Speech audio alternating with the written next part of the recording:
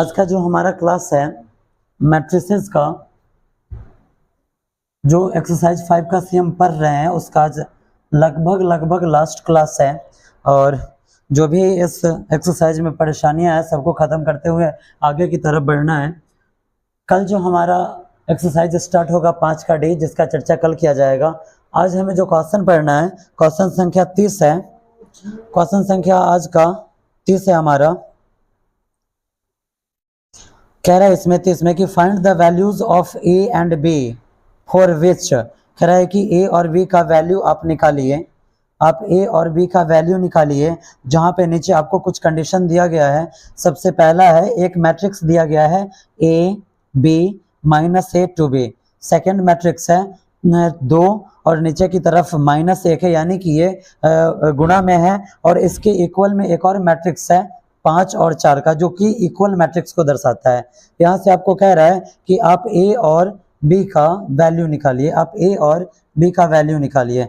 जब हम आगे बढ़ाएंगे 30 नंबर जो हमारा क्वेश्चन है, हमारा 30 नंबर क्वेश्चन है find the values of, find the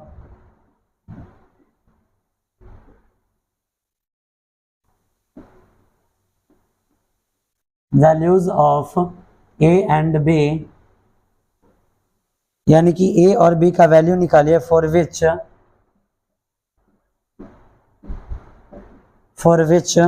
नीचे दिया गया है matrix A B -a two B. यहाँ पे एक और मैट्रिक्स है 2 -1 इक्वल में 5 4। ठीक है, आपको कह रहा है कि आपको यहाँ से ए और बी का वैल्यू निकालना है। आप देख रहे हैं यहाँ जो टर्म दे रहा है ये मल्टीप्लाई का है, और जब हम इसको मल्टीप्लाई करेंगे तो ये कौन सा मैट्रिक्स बन जाएगा? इक्वल मैट्रिक्स बन जाएगा। क्यों? क्योंकि बीच में यहाँ पे आप देख रहे हैं बराबर का चिन्ह दिया गया है। ठीक है, हम लिखेंगे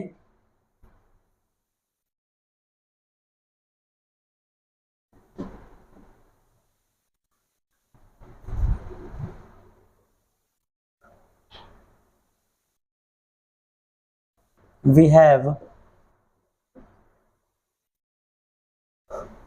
a b minus a to b 2 -1 equal में 5 और 4 है। हम देख रहे हैं कि इस दोनों के बीच में जो रिलेशन है मल्टीप्लाई का है, इसलिए हम यहाँ क्या करेंगे? मल्टीप्लाई करेंगे। फर्स्ट रो से फर्स्ट कॉलम में और सेकंड रो से फिर इसी कॉलम में। यहाँ पे क्या है कि सिर्फ एक ही कॉलम दिया गया है, इसीलिए दोनों टाइम जो मल्टीप्लाई करना है फर्स्ट कॉलम में ही करना है। जब हम यहाँ पे मल्टीप्लाई करेंगे, ए से 2 में मल्टीप्लाई होगा तो यहाँ पे आ जाएगा 2 × a। ठीक है, उसके बाद b से मल्टीप्लाई होगा कहाँ पे? -1 में, तो यहाँ पर आएगा b × -1। अब -a से मल्टीप्लाई करना है 2 में, तो -a × 2 लिखेंगे, और 2b से मल्टीप्लाई होना है -1 में, तो 2b × -1 इक्वल में यहाँ पे है 5 और 4। ठीक है, अब हम लिखेंगे आगे। जब इस दोनों को मल्टीप्लाई करते हैं तो यहाँ पे आएगा 2a, यहाँ पे आ जाएगा -b, यहाँ पे -2a, और यहाँ पे आएगा -2b। ठीक है, के इक्वल में यहाँ पे आएगा 5 और 4। अब देखिए यहाँ पे आप जो देख रहे हैं ये जो मैट्रिक्स अब आपको मिल गया, ये कौन सा मैट्रिक्स है? इक्वल मैट्रिक्स है। अब हम यहाँ लिखेंगे वी नो दैट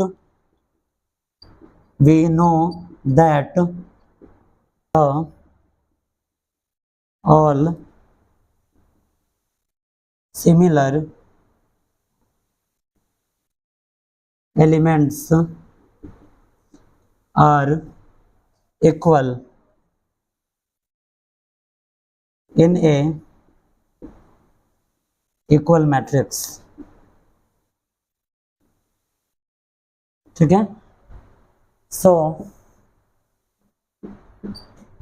जब 2 इक्वल मैट्रिक्स के सारे एलिमेंट्स सिमिलर होते हैं तो हम यहाँ पर क्या कर सकते हैं? हम इसको इक्वेशन बना सकते हैं। कैसे?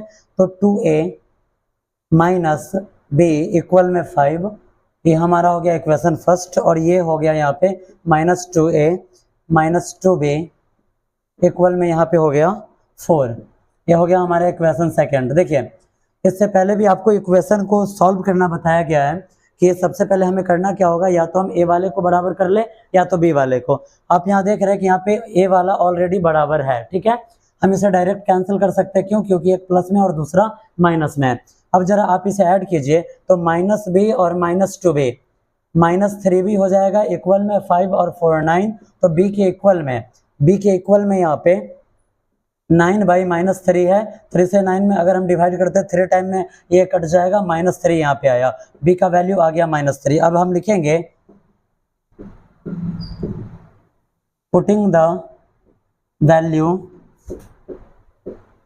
Of b in equation first. पहला इक्वेशन में आपको क्या करना है, b का वैल्यू डालना है। पहला इक्वेशन क्या है, 2a - b इक्वल में है 5। जब आप इसे आगे लेकर चलते हैं तो 2a माइनस का सिंबल है तो माइनस, और b का वैल्यू -3 इक्वल में यहाँ पे 5। जब आगे इसे हम बढ़ाएंगे तब देखिए 2a और उसके बाद माइनस माइनस प्लस होता है, यहाँ पे 3 के बराबर में 5। जब 3 को हम उधर ले जा रहे हैं तो 2a के बराबर में 5, 3 प्लस में इधर आया तो माइनस में, तो यहाँ पे 2a के बराबर में हो जाएगा। 5 में से 3 माइनस करते हैं तो 2। जब आगे हम इसे बढ़ाते हैं तो यहाँ पे a का वैल्यू क्या आएगा, तो ये 2 है, और यहाँ पे आपको पता है कि ये 2 a के साथ मल्टीप्लाई में, तो इधर आएगा डिवाइड में।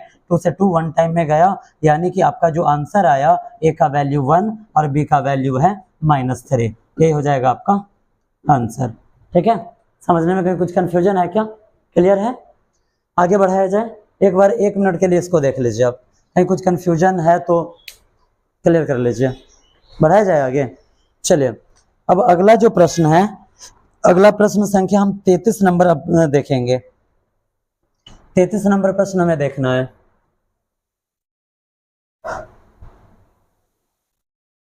सॉरी, अभी 31 बचा हुआ है।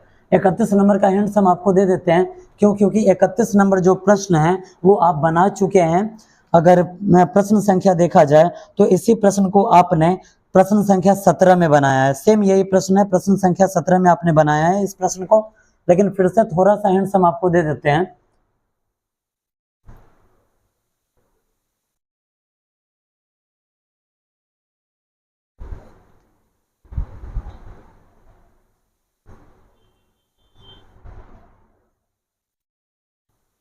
इकतीस नंबर जो आज आपका प्रश्न है, कह रहा है कि if a equal to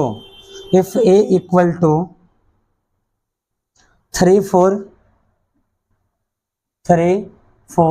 -4 -3 find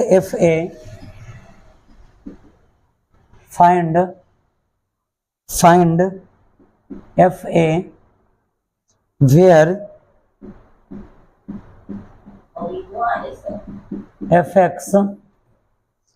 fx equal to x² -5x plus में 7। ठीक है, चलिए इसी प्रश्न को बनाना है। लिखना है इफ a इक्वल टू, अगर a के बराबर में आपका मैट्रिक्स दिया गया है तो कह रहा है कि फाइंड एफ ए। आपको क्या निकालना है? एफ ए निकालना है।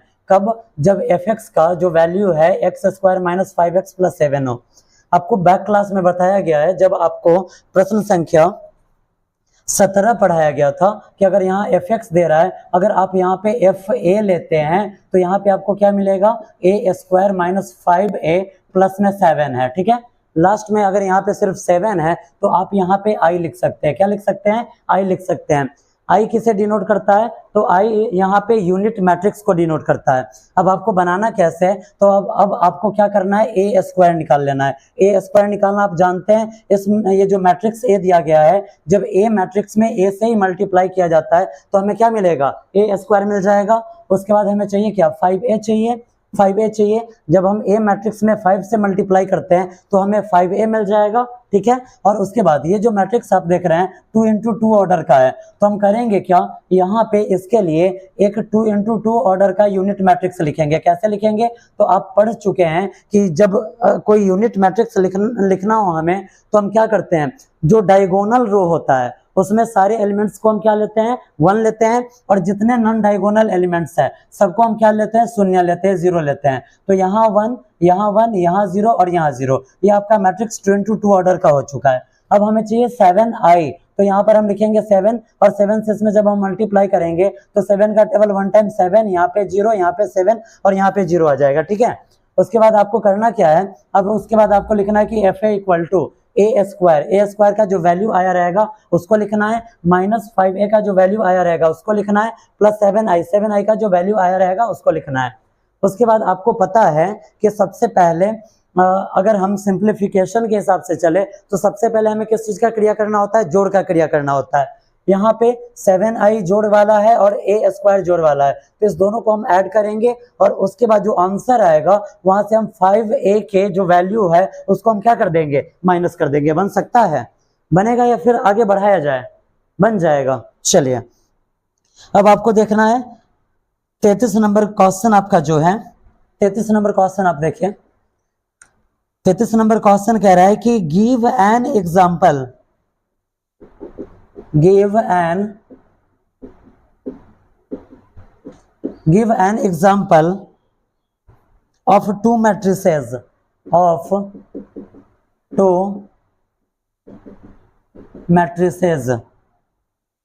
A and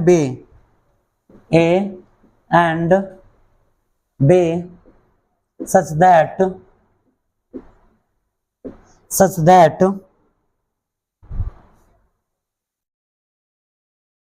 A not equal हो जीरो मैट्रिक्स का, B नॉट इक्वल हो जीरो मैट्रिक्स का, लेकिन जो ए बी निकले ये हो जीरो मैट्रिक्स, ठीक है, ए बी हो जीरो मैट्रिक्स, ये आपको दिखाना है। और एक बार and B A zero matrix नहीं होना चाहिए, ठीक है। आपको कह रहा है कि गिव एन एग्जाम्पल, आप एक उदाहरण दीजिए ऑफ टू मैट्रिसेस, दो मैट्रिक्स का ए और बी का, जहां पे ए क्या नहीं होना चाहिए, जीरो मैट्रिक्स नहीं होना चाहिए, बी भी जीरो मैट्रिक्स नहीं होना चाहिए, लेकिन जब आप ए बी निकालते हैं तो वो क्या हो जाना चाहिए, जीरो मैट्रिक्स हो जाना चाहिए, और जब आप बी ए निकालते हैं तो फिर ये क्या नहीं होना चाहिए, ये फिर आपका जीरो मैट्रिक्स नहीं होना चाहिए, ठीक है। चलिए सबसे पहले आप देखिए यहाँ पे जीरो मैट्रिक्स होता क्या है, तो जीरो मैट्रिक्स का मतलब होता है कि वैसा मैट्रिक्स जिसके सारे एलिमेंट्स, सारी एंट्रीज क्या हो, जीरो हो, वैसे मैट्रिक्स जिसके सारे एलिमेंट्स जीरो होते हैं उसे हम क्या कहेंगे, जीरो मैट्रिक्स कहेंगे। लेकिन अगर लेकिन उस मैट्रिक्स में कोई अदर एलिमेंट्स आ जाता है, अगर उस मैट्रिक्स में कोई अदर एलिमेंट्स आ जाता है तो फिर हम क्या करेंगे, फिर हम उसे जीरो मैट्रिक्स के श्रेणी में नहीं रख सकते, ठीक है, क्योंकि आप जान रहे हैं कि जो जीरो मैट्रिक्स होता है, जीरो मैट्रिक्स के सारे एलिमेंट्स क्या होते हैं, जीरो होते हैं, ठीक है। अब हमें करना क्या है, यहाँ पे दो मैट्रिक्स मानना होगा ए और बी, ठीक है, ए और बी दो ऐसा मैट्रिक्स मानना है जो जीरो मैट्रिक्स नहीं हो, और उसके बाद आपको ए बी करके प्रूफ कर देना होगा कि जब हम ए इंटू बी कर रहे हैं तो वो कौन सा मैट्रिक्स है, जीरो मैट्रिक्स है, ठीक है। चलिए आगे बढ़ते हैं, बनाना कैसे है, तो हम इसे लिखेंगे यहाँ पे, लेट ए इक्वल टू, जब अगर हम ए का एक मैट्रिक्स मान रहे हैं, जब हम ए का एक मैट्रिक्स मानेंगे तो यहाँ पर हम लेंगे क्या, तो यहाँ पर हम ले लेंगे 1 0 0 0। ये जीरो मैट्रिक्स है क्या, ये जीरो मैट्रिक्स होगा, नहीं होगा, क्यों नहीं होगा, क्योंकि हमने यहाँ पे एक 1 ले लिया है, ठीक है। अगर हम यहाँ पे 1 ना लेते तब ये जीरो मैट्रिक्स होता, और आपको शर्त में भी कह रहा है कि ए क्या होना चाहिए, जीरो मैट्रिक्स नहीं होना चाहिए, तो ये जीरो मैट्रिक्स नहीं है। एंड बी इक्वल टू 0 0 1 0 ले लिया गया, ठीक है, क्या कुछ समझने में दिक्कत नहीं। देन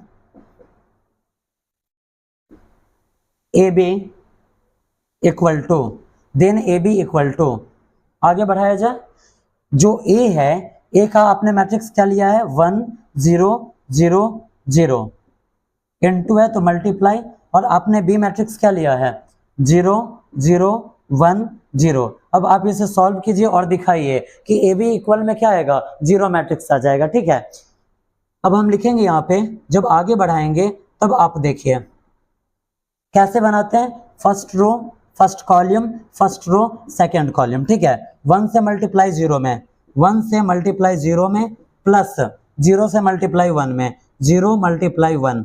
ठीक है, समझने में कोई तकलीफ नहीं ना। आगे बढ़ाते हैं, अब इससे मल्टीप्लाई करना है इसमें, 1 से मल्टीप्लाई 0 में, तो 0 मल्टीप्लाई 1 लिख दीजिए या 1 मल्टीप्लाई 0 लिखिए, plus 0 multiply 0, 0 multiply 0।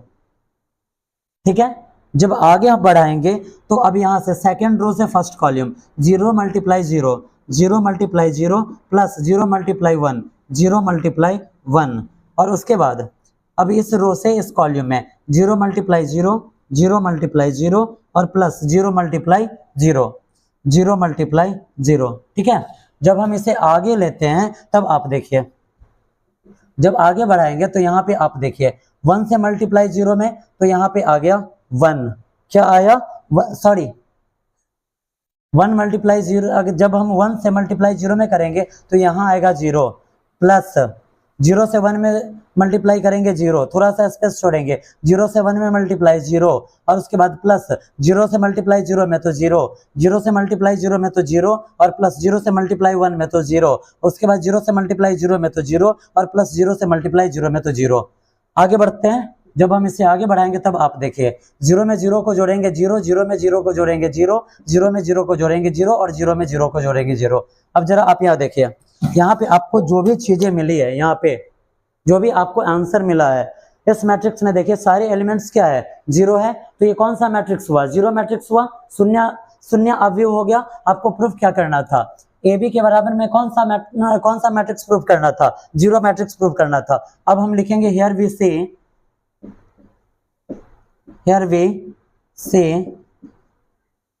The all elements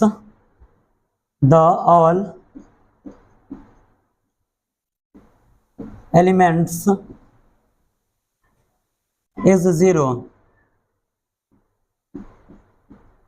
in a product,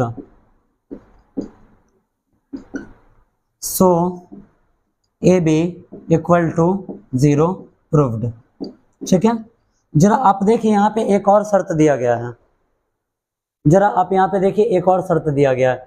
क्या थोड़ा सा ये आपको अटपटा लग रहा है या नहीं लग रहा है? क्यों अटपटा लग रहा है? तो आप गुणा का जो नियम होता है, गुणा का जो क्रम विनिमय नियम होता है, वो आप 6th क्लास में ही पढ़ चुके हैं कि अगर दो संख्या है, अगर दो संख्या, जैसे एक संख्या 2 हुआ और दूसरा 3 हुआ, अगर हम इसको मल्टीप्लाई करते हैं तो जो आंसर आता है उसका इसके क्रम को पलट देने के बाद भी आंसर सेम ही आएगा।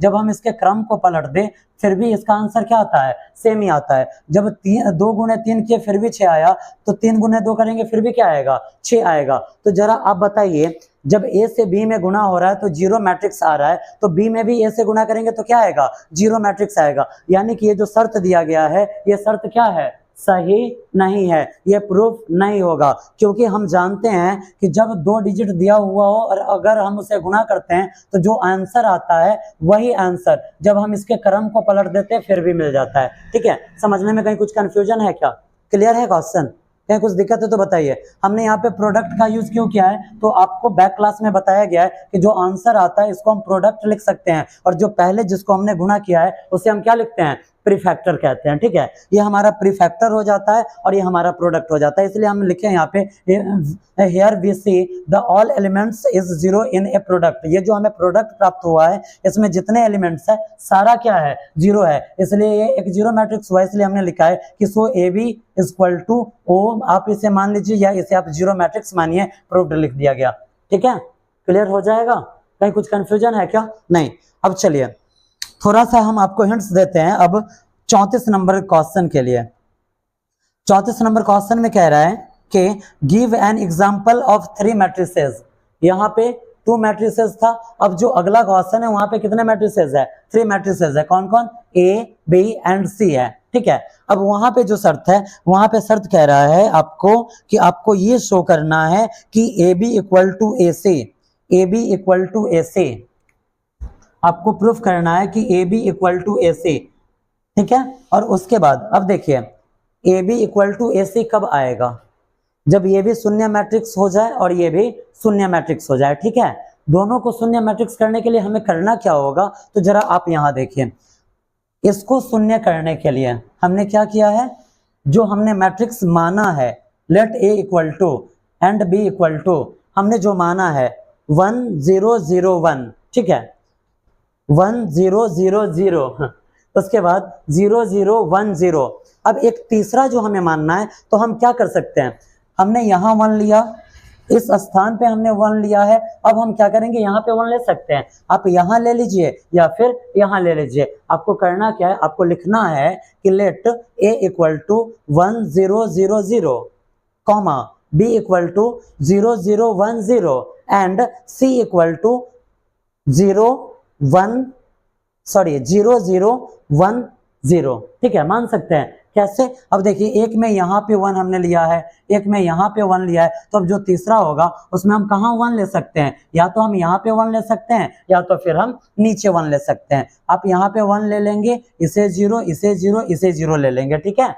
आपको लिखना क्या है, लिखना है let A equal to A comma B equal to A और and C equal to A, हो जाएगा। उसके बाद आपको करना क्या है, आपको चाहिए ए बी, क्या चाहिए, ए बी चाहिए। तो देखिए जस्ट आपने ए बी का वैल्यू निकाला है, ए बी का वैल्यू क्या निकला, 0 0 0 0 निकला, यानी कि एक जीरो मैट्रिक्स आपको मिला। सेम ऐसे ही जब आप ए सी निकालेंगे, जब आप ए और सी निकालेंगे तो इसका भी वैल्यू क्या आ जाएगा, 0 आ जाएगा, क्या आ जाएगा, 0 आ जाएगा। तब आप ऐसे ही लिखेंगे, here we say the all elements is 0 in a product, so A B equal to A C, proved हो गया। और उसके बाद इसी में शर्त कह रहा है बाबू, क्या शर्त कह रहा है, यहाँ पे कह रहा है कि यहाँ पे बी सी का इक्वल नहीं होना चाहिए, यहाँ पे बी सी का इक्वल नहीं होना चाहिए, बी सी का इक्वल नहीं होना चाहिए। जरा आप देखिए तो यहाँ पे बाबू ये आपका बी है और ये आपका सी मैट्रिक्स है, क्या ये दोनों इक्वल है, क्या ये दोनों इक्वल है, नहीं है। क्यों नहीं है,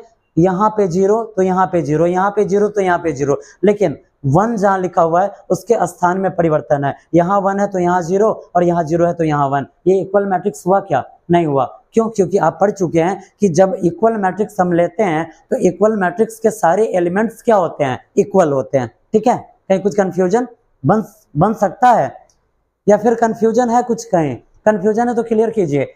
इसलिए बार बार कहा जा रहा है कि हो सकता है कि आप लोगों को रिवीजन का टाइम ना मिले, ठीक है। बन जाएगा, बना लेंगे आप लोग। चलिए अब देखिए, आपने जो प्रश्न बनाया है इससे पहले अगर कहा जाए तो आपने जो बनाना चालू किया था 10 से लेकर 15 तक, सेम वही डिमांड के साथ अगला क्वेश्चन भी है। स्टार्ट करते हैं, एंड्स दे देते हैं ताकि आप बनाकर लाएंगे, बन जाएगा 100%, कहीं कुछ कंफ्यूजन नहीं होगा।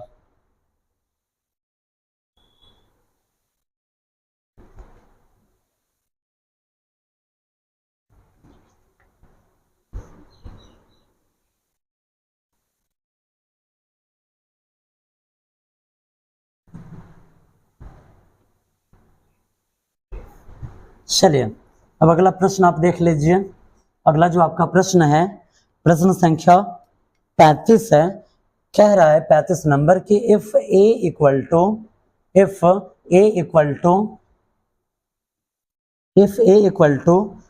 0 1 0 -1 7, ठीक है, and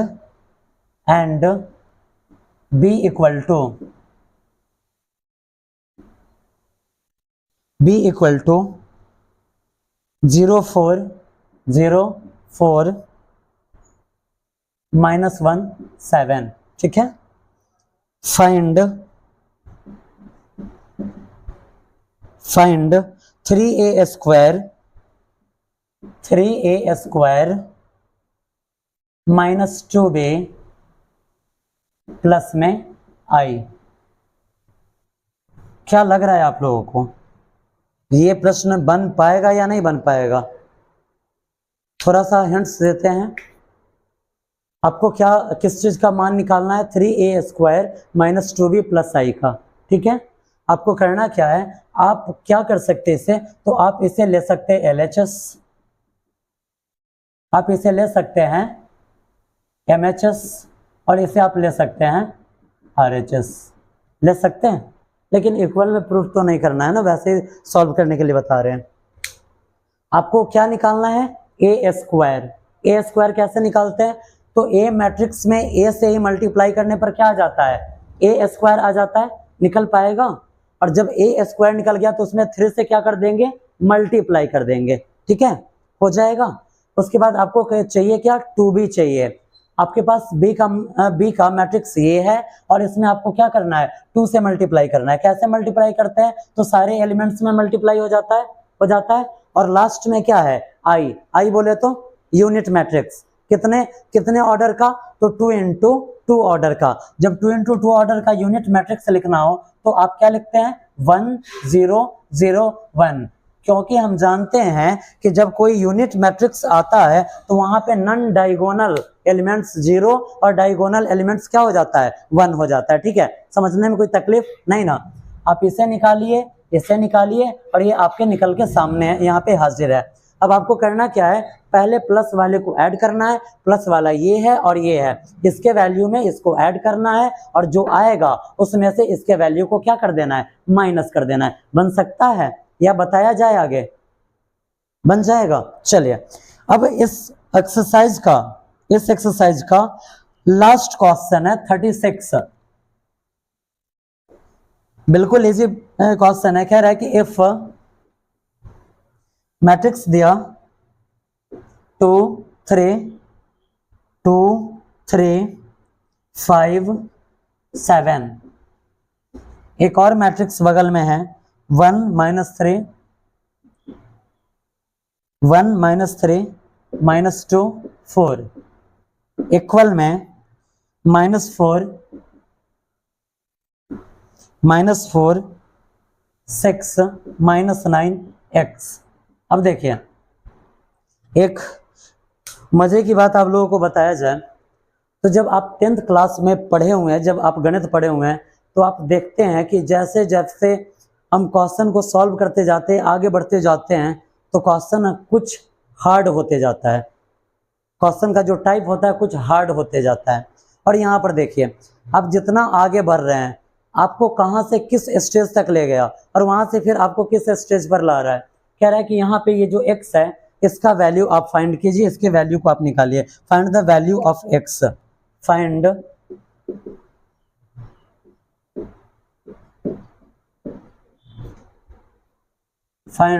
the value of x का वैल्यू निकालना है। अब आप कर क्या सकते हैं, इस दोनों के बीच में किस चीज का रिलेशन है, रिलेशन क्या है, मल्टीप्लाई का रिलेशन है ना। हम लिखेंगे वी हैव, इसको नोट करेंगे, मल्टीप्लाई कर सकते हैं। मल्टीप्लाई करने के बाद यहाँ जो हमें मैट्रिक्स प्राप्त होगा किस ऑर्डर का, 2 into 2 ऑर्डर का, बगल में 2 into 2 ऑर्डर, और बीच में सिंबल किस चीज का, इक्वल का, यानी कि कौन सा मैट्रिक्स हो जाएगा, इक्वल मैट्रिक्स हो जाएगा। कौन सा मैट्रिक्स हो जाएगा, इक्वल मैट्रिक्स हो जाएगा। अब आपको जो x का वैल्यू निकालना है, तो आपको पता है, जस्ट अभी कुछ जो 1-2 क्वेश्चन पहले आपको पढ़ाया गया है कि वी नो दैट, हम जानते हैं कि all similar elements is equal in A equal matrix. एक इक्वल मैट्रिक्स जो अगर इक्वल मैट्रिक्स हमें दिया गया है, उसके एलिमेंट्स की बात की जाए तो उसके सिमिलर एलिमेंट्स आपस में क्या होते हैं, बराबर होते हैं। तो यहाँ देखिए, आपको ये जो x दिया गया है ये कहाँ पे है, यहाँ नीचे है, तो यहाँ पर भी जो आंसर आएगा यहाँ नीचे वाला ही इसका क्या हो जाएगा, आंसर हो जाएगा बराबर में, ठीक है, बन पाएगा। इसी के साथ आप अपना एक्सरसाइज 5 का C कंप्लीट करके लाएंगे। नेक्स्ट डे अब आपको ट्रांसपोज ऑफ मैट्रिसेस बताया जाएगा। ट्रांसपोज ऑफ मैट्रिसेस में होता क्या है, तो उसमें इंटरचेंज हो जाता है रो कॉलम में और कॉलम रो में, ठीक है, वो आपको कल करवाया जाएगा अगले दिन। और उसके बाद इस एक्सरसाइज का सिर्फ और सिर्फ एक क्वेश्चन आपको रह गया, क्वेश्चन का नंबर है 32, ये नेक्स्ट क्लास में आपको करवाकर कंप्लीट करवा दिया जाएगा, ठीक है, हो जाएगा।